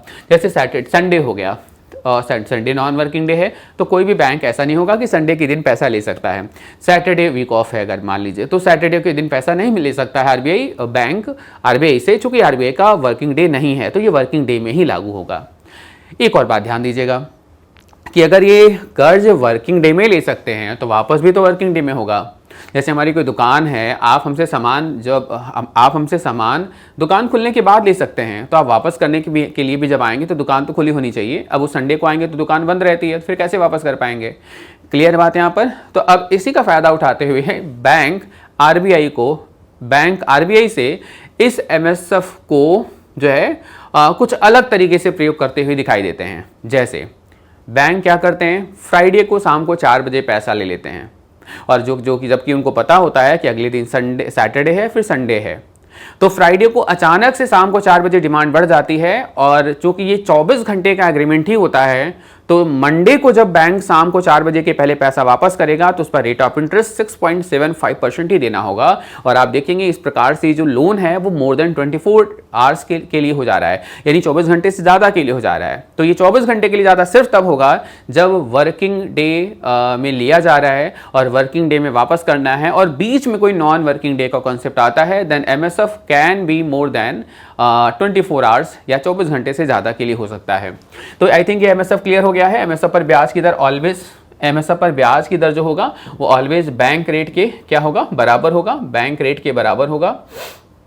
और मिनिमम 1% और मैक्सिमम 2% तक NDTL का कोई भी बैंक पैसा उठा सकता है। दिस इज कॉल्ड MSF, यानी इसे हम मार्जिनल स्टैंडिंग फैसिलिटी के नाम से जानते हैं। तो एक बार मैं आपको क्विक रिवीजन जरूर कराऊंगा कि आज हम लोगों ने क्या क्या ये सेगमेंट में डिस्कस किया है। हम लोगों ने CRR डिस्कस किया था, है ना, प्रत्यक्ष उपकरण के अंतर्गत। हम लोगों ने SLR डिस्कस किया है, हम लोगों ने बैंक रेट डिस्कस किया है, हम लोगों ने रेपो रेट डिस्कस किया है, हम लोगों ने ओवरनाइट रेपो रेट हम लोगों ने डिस्कस किया है। फिर इसके बाद हम लोगों ने टर्म रेपो डिस्कस किया है, फिर हम लोगों ने LTRO डिस्कस किया है, लॉन्ग टर्म रेपो ऑपरेशन। फिर हम लोगों ने TLTRO डिस्कस किया है, और फिर हम लोगों ने MSF के बारे में बात किया है। फिर हम लोगों ने ओपन मार्केट ऑपरेशन के बारे में बात किया है, यानी 1 2 3 4 5 6 7 8 9 10 ऑलमोस्ट 10 जो है नए 10 इंस्ट्रूमेंट के बारे में हम लोगों ने मौद्रिक नीति के बातचीत कर लिया है। अभी RBI के कुछ नए इंस्ट्रूमेंट भी हैं, जैसे SDF क्या है, standing deposit facility, market stabilization scheme क्या है, ऑपरेशन ट्विस्ट क्या है, RBI का क्वालिटेटिव टूल्स क्या है, इसके बारे में आगे की क्लास में हम लोग डिस्कस करेंगे। तो फिलहाल इन जो टॉपिक को हम लोगों ने डिस्कस किया है उसका एक निष्कर्ष निकाल लेते हैं, और उस निष्कर्ष के निकालने के बाद हम लोग अगले कुछ नए टूल्स के बारे में डिस्कस करेंगे जिसको RBI वर्तमान समय में प्रयोग करता हुआ दिखाई दे रहा है। तो जिन इंस्ट्रूमेंट के बारे में बात किया है उसको एक बार थोड़ा सा हम लोग ना कुछ पॉइंट्स के आधार पर डिस्कस कर लेते हैं, और इससे हर पॉइंट से कुछ नए टर्म निकलेंगे, और वो टर्म हमारे एग्जाम के लिए मोस्ट इंपॉर्टेंट होते हैं। जैसे कि हम लोगों ने डिस्कस किया था bank rate, repo rate, reverse repo rate, SLR, CRR, OMO, MSF, बहुत सारे टूल डिस्कस किए थे। हमारा काम इतने से हो जाएगा तो हम केवल इतना ही लिख लेते हैं। RBI अगर इन दरों को बढ़ा रहा था तो आपको पता चला होगा कि इन दरों को बढ़ाने से मार्केट में जो मनी सप्लाई होती है वो क्या होती है, कम होती है। वाइस वर्सा रिलेशन होगा, इन्वर्स रिलेशन होगा। दरों में जब बढ़ोतरी होगी तो तरलता कम होगी, बाजार में मुद्रा पूर्ति घटेगी। और वाइस वर्सा, अगर इन दरों को कम किया जाए तो कम किए जाने का मतलब बाजार में जो तरलता है वो क्या होगा, बढ़ेगा। तो हम बहुत ही एक लॉजिकल तरीके से बहुत ही एक कठिन सवाल का जवाब बहुत ही आसान तरीके से दे सकते हैं। जैसे अगर सवाल ये पूछा जाए, रिजर्व बैंक ऑफ इंडिया ने CRR की दरों में हाल ही में बढ़ोतरी करने का निर्णय लिया है, जिससे बाजार की तरलता पर क्या इम्पैक्ट पड़ेगा। बाजार की तरलता पर कोई प्रभाव ही नहीं पड़ेगा, बाजार की तरलता बढ़ जाएगी, बाजार में तरलता घट जाएगी। ऐसे प्रश्न पूछे जाते हैं एग्जाम में, प्रायः कहीं ना कहीं आपको ऑप्शन में देखने को मिले होंगे। तो सिंपल, जब जैसे कहा जाएगा सर CRR को बढ़ाने का निर्णय लिया है, तो आप सीधे कह दीजिएगा तरलता कम होगी, उल्टा बता देना आपको, यानी अपोजिट कर देना है। हाल ही में RBI ने बैंक दर को घटाने का निर्णय लिया है, बाजार में तरलता बढ़ेगी, बढ़ाने का उद्देश्य है। आई थिंक ये बात क्लियर है ना। तो इन दरों को बढ़ाने और घटाने से बाजार में मुद्रा पूर्ति पर क्या इंपैक्ट पड़ता है, ये हम लोगों ने बातचीत कर लिया। क्लियर है बात। अब एक और चीज, अगर बाजार में तरलता को घटाने का उद्देश्य होगा तो RBI बाजार में इन सभी इंस्ट्रूमेंटों को क्या करेगा, बढ़ाएगा। और अगर घटाने का उद्देश्य होगा तो हम कहेंगे कि RBI मौद्रिक नीति के माध्यम से मुद्रा को क्या कर रहा है, मुद्रा का क्या कर रहा है, कॉन्ट्रैक्शन कर रहा है। यानी कि अगर बाजार में मुद्रा को संकुचित करना होगा तो रेट्स को बढ़ा देंगे, और अगर रेट्स को बढ़ा देंगे तो हम कहेंगे सर RBI कौन सी मॉनेटरी पॉलिसी अपना रहा है, कॉन्ट्रैक्शनरी। कॉन्ट्रैक्शनरी का मतलब होगा कि RBI संकुचित मुद्रा नीति जब अपनाता है तो संकुचित मुद्रा नीति के अंतर्गत रिजर्व बैंक ऑफ इंडिया दरों को बढ़ाता है, और दरों को बढ़ा करके बाजार में तरलता को कम करता है। और अगर दरों को बढ़ाकर तरलता को कम करने का उद्देश्य रखता है RBI, तो हम कहेंगे RBI की जो मौद्रिक नीति है वो कॉन्ट्रैक्शनरी पॉलिसी है, यानी कि वह संकुचित मुद्रा नीति के नाम से जानी जाएगी। अगर उसी के विपरीत बात करें, RBI इन दरों को कम करके तरलता को बढ़ाना चाहता है, तो रिजर्व बैंक ऑफ इंडिया हम कहेंगे कि जिस पॉलिसी को अपनाना चाह रहा है उसे हम लोग एक्सपेंशन, एक्चुअली मुद्रा का एक्सपेंशन कर रहा है, विस्तार कर रहा है, तो उसे हम लोग एक्सपेंशनरी मॉनेटरी पॉलिसी के नाम से जानेंगे। एक्सपेंशनरी का मतलब होगा विस्तारवादी मुद्रा नीति के नाम से हम इसे जानेंगे। विस्तारवादी मुद्रा नीति के नाम से हम जानेंगे। अगर आरबीआई विस्तारवादी यानी कि विस्तृत मुद्रा नीति अपना रहा है तो दरों को कम करके तरलता बढ़ाएगा, अगर संकुचित मुद्रा नीति अपना रहा है तो दरों को बढ़ा करके तरलता को कम करेगा। तो आई थिंक मौद्रिक नीति के दो टर्म आप समझ चुके होंगे। एक आप समझ चुके होंगे विस्तारवादी एक्सपेंशनरी मॉनेटरी पॉलिसी क्या है, और दूसरा टर्म आप समझ चुके होंगे कॉन्ट्रैक्शनरी मॉनेटरी पॉलिसी क्या है। अब एक बात ध्यान रखिएगा, कॉन्ट्रैक्शनरी मॉनेटरी पॉलिसी जब आरबीआई अपनाएगा तो बाजार में दरों को क्या करेगा, बढ़ाएगा। और जब बाजार में दरों को आरबीआई बढ़ाएगा तो एक्चुअल में जो रेट ऑफ इंटरेस्ट है वो महंगे होंगे, और जब रेट ऑफ इंटरेस्ट महंगे होंगे तो हम इसी को हम क्या ऐसे लिख सकते हैं क्या कि इसी को कहते हैं सर डियर मनी पॉलिसी कहते हैं। डियर मनी पॉलिसी का मतलब होता है महंगी मुद्रा नीति कहा जाता है इसे। कौन सी नीति कहा जाता है, महंगी मुद्रा नीति। जब आरबीआई महंगी मुद्रा नीति अपनाएगा तो आरबीआई रेट को बढ़ाता है जिससे तरलता कम होगी और बाजार में मुद्रा का संकुचन होगा। तो आप यूं कह सकते हैं कि जो कॉन्ट्रैक्शनरी मॉनेटरी पॉलिसी है या जो डियर मनी पॉलिसी है, ये दोनों का मतलब सेम है। यानी कि संकुचित मुद्रा नीति जो है आरबीआई तभी अपनाएगा जब आरबीआई डियर मनी पॉलिसी को अडॉप्ट करेगा। महंगी मुद्रा नीति के माध्यम से बाजार में मुद्रा का संकुचन होता है, बाजार में मुद्रा की तरलता घटती है। और आई थिंक ये रिलेशन आप समझ पा रहे होंगे। क्लियर बात। तो जैसे आरबीआई डियर मनी पॉलिसी अपना करके बाजार में मुद्रा का कॉन्ट्रैक्शन करता है, कॉन्ट्रैक्शनरी पॉलिसी को अपनाता है, वैसे ही रिजर्व बैंक ऑफ इंडिया जब इन दरों को कम करता है तो इसे हम कहते हैं चीप मनी पॉलिसी कहते हैं। कौन सी पॉलिसी कहते हैं इसे हम लोग, चीप मनी पॉलिसी के नाम से जाना जाता है। चीप मनी पॉलिसी का मतलब होता है सस्ती मुद्रा नीति। और ये जो सस्ती मुद्रा नीति होती है इसका उद्देश्य क्या होता है कि दरों को कम करके किसी भी तरीके से बाजार में तरलता का विस्तार किया जाए। तो आप यूं कह सकते हैं बोथ कैन बी सेम, यानी कि जब आरबीआई चीप मनी पॉलिसी अपनाएगा तो दरों को कम करेगा, बाजार में मुद्रा का विस्तार होगा, और आरबीआई फिर हम कह सकते हैं कंसिक्वेंटली यानी उसी प्रकार से कि आरबीआई विस्तारवादी या विस्तृत मुद्रा नीति को अपनाने का काम कर रहा है। आई थिंक आप मौद्रिक नीति में 4 नए कॉन्सेप्ट फिर से सीख गए। उसमें क्या है, dear money policy, cheap money policy, expansionary monetary policy और कॉन्ट्रैक्शनरी मॉनेटरी पॉलिसी। ये 4 चीजें समझ गए। ये दोनों एक जैसे मिलते हुए हैं और ये दोनों एक जैसे मिलते हुए हैं। इन दोनों का पर्पस तरलता को घटाना है, इन दोनों का पर्पस बाजार में तरलता को बढ़ाना है। तो ये मौद्रिक नीति के टर्म्स में ये 4 चीजें हम लोग फिर से सीख गए। याद रखिएगा ये जो शब्द हैं इन शब्दों का प्रयोग पैरेलल तरीके से कई बार होता है। जैसे अगर मैं ये कहूं कि भारत सरकार अपने राजकोषीय नीति के माध्यम से एक्सपेंशनरी पॉलिसी अपना रही है, तो आप समझ जाइएगा कि एक्सपेंशनरी का मतलब सरकार खर्चे ज्यादा कर रही है, बाजार में तरलता का प्रवाह कर रही है। लेकिन अगर राजकोषीय नीति में सरकार कॉन्ट्रैक्शनरी पॉलिसी अपना रही है तो इसका मतलब सरकार अपने खर्चे को कम कर रही है, टैक्सेस बढ़ा रही है, जिसकी वजह से अर्थव्यवस्था में पैसे का सिकुड़न होगा, बाजार में पैसा संकुचित होगा, यानी कि कॉन्ट्रैक्शनरी पॉलिसी अपना रहा है। तो इस शब्दों का प्रयोग हम कई ऐसे टर्म्स में हम लोग बातचीत कर सकते हैं, कई बार इसके प्रयोग किए जाते हैं। तो आई थिंक यहां तक बात क्लियर हो गई। ये थोड़ा सा मिसलेनियस टाइप का था, मुझे लगा ये बहुत जरूरी है बताना आपको। ये पहला था। अब हम बात करेंगे दूसरा।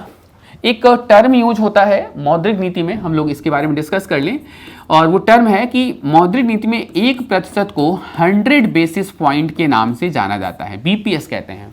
100 बेसिस पॉइंट को कहा जाता है, यानी कि 1% को मौद्रिक नीति में कितने भागों में बांट दिया गया है, 100 बिंदुओं में बांट दिया गया है। तो दरअसल इसको बांटने का कोई विशेष उद्देश्य नहीं है। मौद्रिक नीति के दरों को बढ़ा चढ़ाकर प्रस्तुत करने के लिए इनको पॉइंट्स में डिवाइड कर दिया गया है। जैसे कि बात करें, अगर आरबीआई कहता है कि हमने 25 बेसिस पॉइंट बीपीएस 25 बीपीएस हमने बैंक दर को बढ़ा दिया है, तो आपको तुरंत समझ जाना है कि ये कितना परसेंट बढ़ा दिया होगा, 0.25%। अगर आपसे पूछा जा रहा है सर कि आरबीआई ने अभी हाल ही में 10 बीपीएस जो है वो सीआरआर की दरों में बढ़ोतरी कर दिया है, तो समझ जाइए कि sir reserve Bank of India वो 0.10% जो है वह सीआरआर की दरों में क्या कर दिया है, बढ़ोतरी कर दिया है।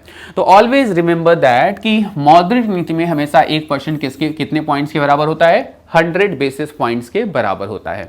क्लियर बात यहां तक। तो हमें आपको ये बताना था, क्योंकि कई बार आरबीआई का जो मौद्रिक नीति का रिव्यू आता है उसमें दरों को कम या ज्यादा करने के लिए आरबीआई ये बीपीएस प्रणाली का प्रयोग करता है, यानी कि बेसिस पॉइंट सिस्टम का ही प्रयोग करता है। क्लियर है बात? तो आई थिंक यहाँ तक आपको कोई डाउट नहीं होगा और ये बात भी हम लोगों ने कर लिया। अब यहाँ पर एक और भी हम लोग को टर्म डिस्कस करना है। जैसे एक वर्ड लिखा है, आप देखे होंगे डियर मनी पॉलिसी। तो डियर मनी पॉलिसी में अगर मैं आपके सामने सिर्फ और सिर्फ ये शब्द लिखूं, यानी कि अगर मैं आपसे लिखूं सर डियर मनी पॉलिसी नहीं, केवल आप मुझे डियर मनी बताइए। डियर मनी को हम कहते हैं महंगी मुद्रा क्या होती है, तो आपका जवाब क्या हो सकता है? महंगी मुद्रा क्या है ना? कई सारे ऐसे छोटे छोटे टर्म्स हैं जो परीक्षाओं में पूछ लिए जाते हैं। तो डियर मनी क्या है? तो आप सिंपल आज के बाद हमेशा याद रखिएगा कि जिस मुद्रा पर रेट ऑफ इंटरेस्ट ज़्यादा होता है वो मुद्रा महंगी मुद्रा होती है। याद रखिएगा, किसी भी मुद्रा का मूल्य उस मुद्रा पर लगने वाले ब्याज से डिसाइड होता है। जैसे मैं अगर आपको 100 रुपये आपको उधार दे रहा हूँ 10% पर, तो उस मुद्रा का मूल्य 10% है। अगर आपको कोई पड़ोसी अगर 20% पर उधार दे रहा है तो आपको महंगी मुद्रा दे रहा है, क्योंकि उस पर ब्याज की दर ज़्यादा है। क्लियर है? तो महंगी मुद्रा का मतलब if rate of interest is high on money the money is known as dear money. यदि मुद्रा पर ब्याज की दर अधिक है तो उसे महंगी मुद्रा कहा जाता है। और इसी का वाइसे वर्सा कॉन्सेप्ट हम बात करें तो कहते हैं चीप मनी कहते हैं। चीप मनी का मतलब होता है सस्ती मुद्रा। और सस्ती मुद्रा की अगर हम बात करते हैं तो कहते हैं यदि रेट ऑफ इंटरेस्ट बाजार में मुद्रा पर कम है, if the rate of interest is low on money the money is known as cheap money, यानी उसको हम सस्ती मुद्रा कहते हैं। क्लियर है बात यहाँ तक? तीसरी बात, अब ये मनी को सफिक्स लगाते हुए कई सारे सवाल पूछे जाते हैं।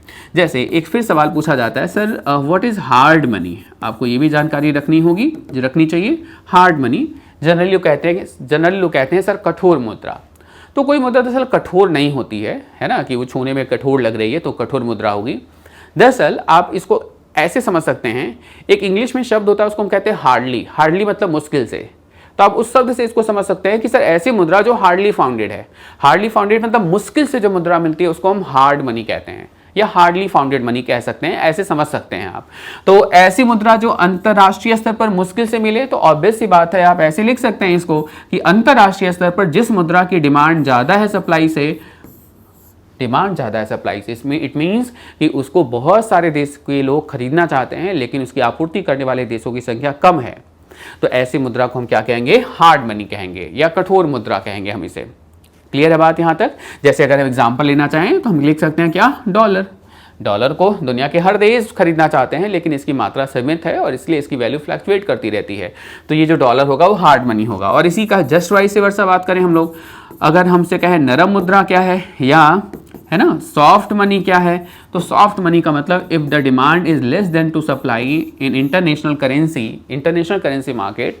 अंतर्राष्ट्रीय मुद्रा बाजार में अगर किसी मुद्रा की पूर्ति अधिक है और मांग कम है तो उस मुद्रा को मुलायम मुद्रा कहते हैं। मतलब इजीली अवेलेबल, आसानी से उपलब्ध हो जाए, कोई मांगता भी नहीं है फिर भी बाजार में बहुत उपलब्ध है ये, तो this is called soft money, नरम मुद्रा, मुलायम मुद्रा। और इसके लिए तो हमें एग्जाम्पल के लिए बहुत दूर नहीं जाना है, हमारे देश की मुद्रा रुपया सॉफ्ट मनी कहते हैं। अंतर्राष्ट्रीय बाजार में इसको सॉफ्ट मनी कहा जाता है क्योंकि ये बाजार में उपलब्ध ज़्यादा है और इसकी मांग कम है। क्लियर है ना? क्यों कम है आगे हम लोग कभी बातचीत करेंगे। तो ये हार्ड मनी, सॉफ्ट मनी। एक और टर्म हम लोग डिस्कस करेंगे, this is called hot money. अब ये हॉट मनी का कॉन्सेप्ट क्या है? हॉट मनी को हम लोग कहते हैं उष्ण मुद्रा कहते हैं। क्या कहते हैं? उष्ण मुद्रा। अभी हॉट मनी का कॉन्सेप्ट कैसे समझेंगे हम लोग? देखिए, हार्ड मनी समझ में आ गया ना, हार्ड मनी क्या है? हार्ड मनी को ही हम लोग हॉट मनी कहते हैं।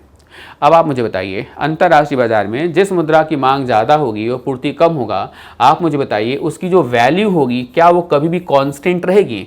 यानी डॉलर की वैल्यू क्या कभी कांस्टेंट रहती है? बिकॉज हार्डली फाउंडेड मनी है ना, मोर डिमांड है अकॉर्डिंग टू सप्लाई। तो जो फ्लक्चुएशन होगा इस करेंसी की वैल्यू में वो हमेशा जो है क्या होगा? हीट की वजह से यानी डिमांड की वजह से वो फ्लक्चुएशन करता रहेगा, अपनी वैल्यू चेंज करता रहता है। तो ऐसी कोई करेंसी जिसकी वैल्यू बाजार मांग और पूर्ति के कारण लगातार तेजी से बदलती हुई दिखाई दे रही है, ऐसी मुद्रा को हम हॉट मनी कहते हैं और वो मुद्रा डॉलर ही है। यानी अगर एग्जाम्पल लिखा जाए तो हम डॉलर लिख सकते हैं, या यूं कहते हैं hard money is also known as hot money. Hard money को ही हम लोग हॉट मनी के नाम से जानते हैं। तो ये कुछ सफिक्स आई थिंक हम लोगों को क्लियर हो रहे होंगे। Dear money, cheap money, hard money, soft money, hot money. इसके अलावा अगर हम बात करें तो एक और टर्म आता है जिसको हम कहते हैं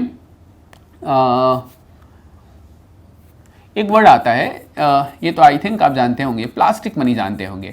तो प्लास्टिक मनी बहुत आसान है, ऐसे प्लास्टिक जो मुद्रा के तरीके से काम करते हैं। तो इसमें आप ऐसे कंसीडर कर लेंगे, all debit and credit card, जितने भी डेबिट एंड क्रेडिट कार्ड आते हैं वो सारे के सारे किसके अंदर आ जाते हैं, प्लास्टिक मनी के अंदर कंसीडर किए जाते हैं।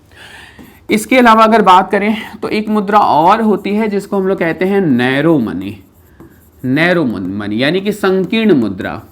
तो संकीर्ण मुद्रा के लिए तो हमको पूरा चैप्टर पढ़ना पड़ेगा।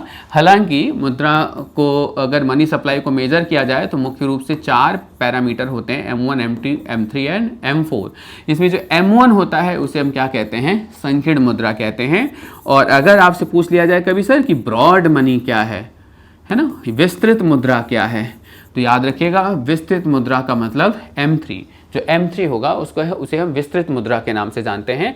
या यूँ कह लें कि अगर ये पूछा जाए कभी सर पूरी अर्थव्यवस्था में जो एग्रीगेट मनी सप्लाई है, जो पूरी मुद्रा पूर्ति है, उसको हम किससे मेजर करते हैं, तो ऑलवेज रिमेंबर ये हम M3 से मेजर करते हैं। कभी मुद्रा पूर्ति हम आपको पढ़ाएंगे तो इसके बारे में M1, M2, M3, M4 क्या होता है इसके बारे में हम लोग पूरा डिफाइन करेंगे। क्लियर बात यहाँ तक? तो ये आई थिंक हम लोगों ने इतने इंस्ट्रूमेंट डिस्कस कर लिए फिलहाल के लिए तो। और अभी हम लोगों का एक सेगमेंट और बाकी है, यानी कि एक तीसरी वीडियो होगी जिसमें हम लोग मौद्रिक नीति समिति के बारे में बात करेंगे। हम लोग आरबीआई के द्वारा प्रयोग किए जाने वाले कुछ नए उपकरणों की बात करेंगे। जैसे हमने आपसे अभी चर्चा किया कि SDF reserve Bank of India आजकल एक प्रयोग कर रहा है इंस्ट्रूमेंट, 2018 से बड़ा प्रचलन में है। मार्केट स्टेबलाइजेशन स्कीम एक लाया है आरबीआई, MSS जिसको कहते हैं। ऑपरेशन ट्विस्ट करके एक इंस्ट्रूमेंट है। ये सब नए इंस्ट्रूमेंट हैं। मौद्रिक नीति समिति का क्या महत्व है आरबीआई के मौद्रिक नीति के अंतर्गत, तो ये जितने भी टॉपिक हैं, या हम लोग क्वालिटेटिव इंस्ट्रूमेंट अभी तक हम लोग ने डिस्कस नहीं किया है, तो ये कंप्लीट टॉपिक जो नए टॉपिक हैं वो बेहद इंपॉर्टेंट टॉपिक हैं। और इन सभी टॉपिक को हम लोग नेक्स्ट क्लास में यानी कि अगली वीडियो में हम लोग कवर करेंगे। क्लियर है ना? तो यहाँ तक आई थिंक आपको सारी चीज़ें क्लियर हो चुकी होंगी। और अगर किसी भी पार्ट में कोई डाउट रह जाता है तो आप कमेंट बॉक्स के माध्यम से अपनी प्रॉब्लम पूछ सकते हैं। जब अगली वीडियो जब आएगी तो उसमें हम आपकी प्रॉब्लम को सॉल्व करने के साथ ही आगे बढ़ेंगे। सो आज की क्लास के लिए आप सभी का आज की क्लास यहीं पर फिनिश करते हैं। आप सभी लोगों का बहुत बहुत धन्यवाद सेशन में बने रहने के लिए। Thank you so much. Thank you all of you.